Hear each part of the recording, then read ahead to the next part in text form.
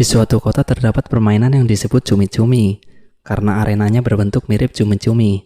Peraturannya, para pemain dibagi menjadi dua grup, yaitu penyerang dan penjaga. Penjaga akan bergerak dengan dua kaki dan penyerang akan melompat dengan satu kaki, tapi penyerang bisa melewati penjaga lewat pinggang cumi-cumi, dan akan mendapatkan kebebasan bergerak dengan dua kaki setelah itu. Meski tidak ada yang tahu alasannya, mereka menyebut kondisi setelah melewati penjaga sebagai inspektur rahasia. Jika sudah siap melakukan pertempuran terakhir, para penjaga dan penyerang akan saling dorong. Jika para penjaga berhasil mendorong penyerang sampai menginjak atau keluar garis, para penyerang akan mati. Namun jika salah satu penyerang berhasil mencapai bidang persinggungan kepala cumi dan berteriak hore, maka permainan berhasil dimenangkan dan film ini pun dimulai. Di awal film diperlihatkan seorang bapak pengangguran bernama Gi-hun. Ia adalah seorang penjudi yang memiliki banyak hutang. Di pagi itu ibunya memberikan 20.000 won agar Gi-hun membelikan cucunya ayam goreng, karena hari itu adalah hari ulang tahun cucunya.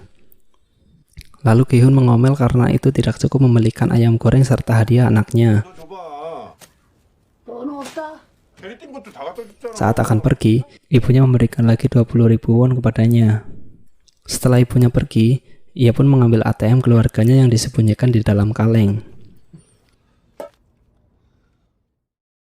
Dan karena PIN sudah diganti oleh ibunya, ia salah memasukkan PIN sampai 2 kali, dan membuatnya sangat frustasi. Akan tetapi dengan keberuntungannya ia berhasil menebak PIN-nya, yang ternyata PIN-nya adalah tanggal dan bulan ulang tahun anaknya. Setelah mengambil uang, ia main taruhan balap kuda dengan temannya. Namun naas, 9 kali pertandingan taruhan mereka berdua selalu kalah. Hingga akhirnya di putaran ke-10 ia berhasil memenangkan taruhan, karena memilih kuda nomor 6. Ia memilih nomor 6 karena itu adalah tanggal lahir anaknya. Dan kemenangan yang didapatkan adalah sebesar 4.560.000 won. Setelah mendapatkan banyak uang, ia membagi 10.000 won untuk kasirnya. Lalu ia menelpon anaknya dan menjanjikan bermacam hadiah di ulang tahun anaknya itu. Namun kesialan kembali terjadi, di mana banyak penagih hutang datang mengejarnya. Lalu ia menabrak seorang wanita di situ. Saat akan membayar hutangnya dengan hasil judinya, ternyata uangnya hilang. Walaupun Gi-hun berkata benar kalau uangnya hilang dicopet seorang wanita, para penagih hutang tidak percaya kepadanya karena ia sering berbohong. Lalu para penagih hutang mengancam akan mengambil ginjal serta matanya jika bulan depan ia tidak bisa melunasi semua hutangnya. Gi-hun sangat ketakutan saat benda tajam diarahkan ke hidungnya. Ia pun akhirnya menyetujui perjanjian itu dengan sebuah cap jempolnya. Karena sudah tidak punya uang sepeser pun, Gi-hun datang ke kasir dan meminta 10 wonnya kembali. Lalu ia mencoba keberuntungan bermain capitan boneka, dan berharap akan mendapatkan banyak boneka dengan bermodal sisa uangnya untuk hadiah ulang tahun anaknya. Berkali-kali bermain dan terus kalah, hingga datanglah seorang bocil pro player capitan, dan membantunya mengambilkan hadiah dengan bungkus kado berwarna hitam. Dan akhirnya mereka pun berhasil. Mereka terlihat senang saat itu. Ia segera menemui anaknya yang bernama Keong dan mentraktir makan dengan sisa uang yang dimiliki, serta memberikan kado dari hasil bermain capitan. Tetapi setelah dibuka, isinya adalah sebuah pemantik api yang berbentuk tembak-tembakan. Walaupun tampak kecewa, dengan bermacam alasan Gi-hun mencoba menghibur anaknya agar merasa senang. Dalam obrolannya, Keong akan memberitahukan sesuatu hal penting kepada ayahnya, tetapi tidak jadi karena melihat perjuangan ayahnya di hari itu. Entah apa yang akan dikatakan Keong. Diketahui, kalau Keong sekarang tinggal bersama ibu dan ayah tirinya dengan perekonomian yang lebih baik. Setelah selesai makan-makan, ia menggendong anaknya karena sangat mengantuk dan mengantarnya pulang. Setelah itu, ia buru-buru ke stasiun akan tetapi ketinggalan kereta pertamanya. Singkat cerita, datanglah seorang yang tidak dikenal saat ia sedang duduk menunggu kereta selanjutnya. Dan yang aneh, orang tersebut mengetahui semua tentang kehidupan Gi-hun. Dari berapa jumlah hutang, cicilan, dan perjanjian memberikan organ tubuhnya jika ia tidak bisa membayar hutangnya bulan depan. Ia mengajak Gi-hun bermain dakji. Jika Gi-hun menang, ia akan mendapatkan 100.000 won. Akan tetapi, karena ia tidak punya uang lagi, ia akan ditampar setiap kali kalah. Permainan dilakukan berpuluh-puluh kali dan akhirnya mendapatkan banyak uang.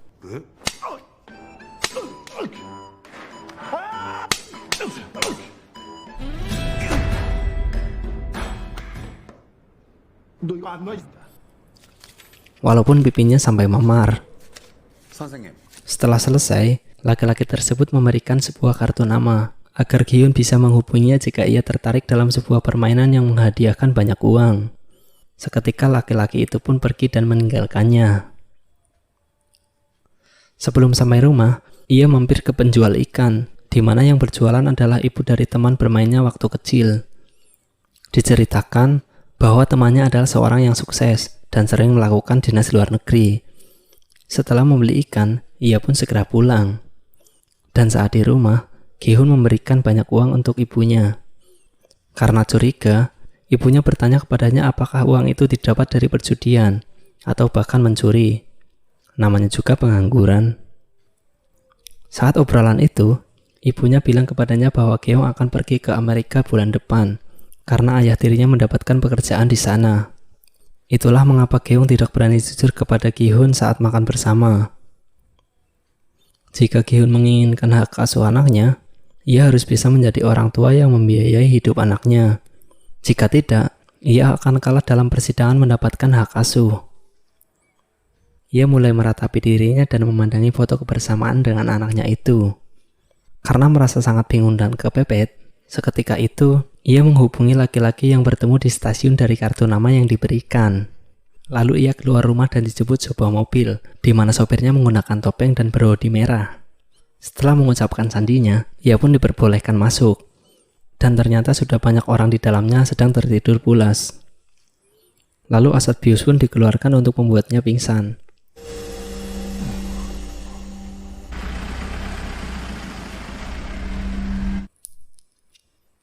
Dan saat bangun, ia dan banyak orang dengan baju yang sama sudah berada di tempat asing yang belum diketahui. Mereka semua bangun dan sudah dipantau banyak kamera. Ada 456 orang di dalam bangunan itu, dan bingung kenapa mereka ada di situ. Tiba-tiba banyak orang berkerumun karena ada keributan, yang disebabkan seorang wanita yang sedang berdebat dengan mantan bosnya. Ternyata wanita tersebut adalah sosok yang bertabrakan dengan Gi-hun saat di tempat taruhan kuda balap. Ia adalah seorang pencopet, di mana uang Gi-hun diambil olehnya saat bertabrakan. Karena marah, Gi-hun pun memastikannya dan meminta untuk mengembalikan uangnya. Dan keributan berakhir setelah banyak sosok penjaga bertopeng datang memberikan informasi, di mana mereka dikumpulkan untuk melakukan permainan yang akan berhadiahkan banyak uang yang belum disebutkan nominalnya. Semua peserta diberikan waktu untuk mempertimbangkan kembali apakah akan ikut bermain atau kembali menjadi manusia normal seperti sedia kala, dengan banyak rentenir yang akan mengejar mereka. Dikarenakan semua peserta adalah orang yang bermasalah, dengan banyak hutang serta dibilang kebanyakan hidup mereka sudah di ujung tanduk, dengan berbagai masalah dan hutang yang melilit mereka. Semua orang pun mulai menandatangani perjanjian itu, dan hanya 3 pasal yang disebutkan di situ antara lain: 1. Pemain tidak boleh berhenti bermain. 2. Pemain yang menolak bermain akan dieliminasi. 3. Permainan dapat dihentikan jika mayoritas setuju. Setelah semua orang setuju dan scan wajah, semua orang diarahkan ke sebuah arena permainan pertama. Di situ Gi-hun bertemu dengan Sang-woo, si anak penjual ikan, yang katanya sukses dan sering dinas ke luar negeri. Dengan wajah sedihnya, ia bilang kalau dia akan menjelaskan masalah hidupnya nanti setelah permainan berakhir. Sosok bertopeng bernama Frontman sudah siap menonton dan permainan pun segera dimulai. Itu adalah permainan lampu merah lampu hijau, di mana di situ ada sosok boneka yang akan berjaga. Semua orang boleh bergerak dan berpindah hanya saat robot boneka berteriak lampu hijau. Jika saat lampu merah ditemukan ada yang bergerak, otomatis ia akan tereliminasi. Waktu yang diberikan hanya 5 menit. Jika dalam 5 menit tidak bisa melewati garis merah, maka akan auto tereliminasi. Itu adalah permainan masa kecil Gi-hun dengan teman-temannya. Tetapi semua orang masih merasa bingung dan menganggap remeh, karena permainan semudah itu untuk hadiah yang katanya sangat besar. Permainan pun akhirnya dimulai. Pemain nomor 324 bergerak saat lampu merah. Si robot boneka melihatnya dan ia pun tereliminasi. Semua orang bingung saat mendengar suara tembakan, tapi masih mengabaikannya. Robot boneka kembali meneriakkan lampu hijau. Setelah semua bergerak maju, pemain nomor 250 panik saat melihat pemain nomor 324 muntah darah. Ia berlari dan seketika tertembak. Semua orang merasa shock, apalagi seorang wanita yang berteriak saat terciprat darah. Mereka pun berlari dan berharap bisa keluar arena. Semua orang bergerak dan akhirnya tertembak bertubi-tubi.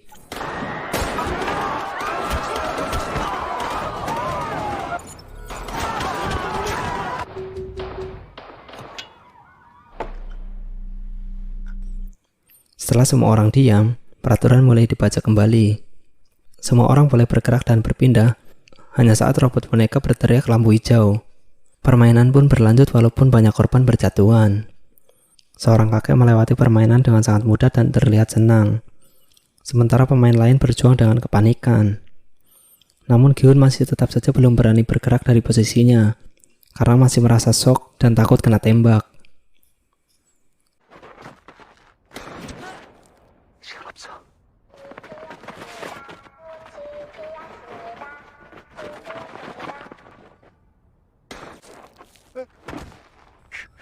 Saat korban mulai berjatuhan dan waktu tinggal 1 menit lagi, Gi-hun akhirnya memberanikan diri bergerak dan meneruskan permainan. Frontman menikmati permainan dan banyaknya korban dengan menyetel musik jazz. Beberapa orang akhirnya berhasil sampai finish. Saat Gi-hun akan mencapai finish, tiba-tiba ia terpeleset. Dan untungnya, ia ditarik oleh seseorang saat akan jatuh dan menyelamatkan nyawanya dari tembakan. Dan lalu pun ia berhasil mencapai finish di detik terakhir. Semua pemain yang tidak berhasil mencapai finish dengan waktu yang diberikan, akhirnya auto mampus tanpa sisa. Permainan pun berakhir. Dan sampai jumpa lagi di part 2. Terima kasih.